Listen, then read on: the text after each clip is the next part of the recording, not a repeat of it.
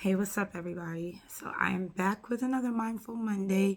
I know it's been a while, but I've always been mindful, and now I want to share something with you. The Lord has placed on my heart that we are all on a mission. So understand the assignment. The Bible says in Colossians 3, whatever you do, do it heartily unto the Lord and not unto men, because it's from the Lord that you're going to receive the reward.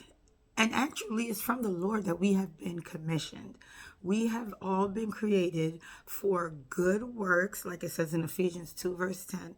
So the Lord specifically designed us to do things to a great level, to the glory of God.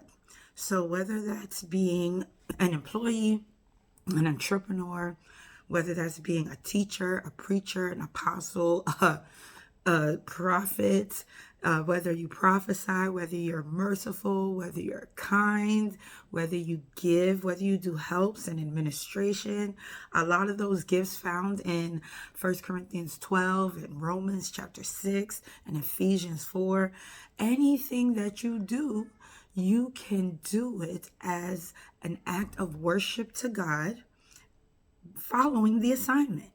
If he's gifted you, do it with all your heart. Don't do it haphazardly. Don't do it based off the response of the people you're doing it for. Do it unto him, which means you're doing it with everything. The Bible says to love God with all your heart, mind, soul, and strength, and then to love your neighbor as yourself. So I know it gets hard. I know there's a lot of opposition. I know there's a lot of struggle. I know you don't have a lot of help. However, the Lord is your helper. Remember, he's promised to give us a reward.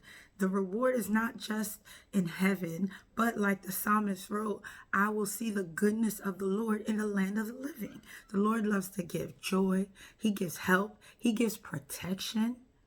On the flip side, when we choose to do things that are not able to be considered an act of worship, sometimes it's a dishonor to God. Some of the things we choose to do are not pleasing to him because it's outside of his will. So that becomes an act of rebellion. So we're doing it unto ourselves or even unto an enemy instead of unto God. And we leave the benefit of his favor and his mercy and his protection and his help.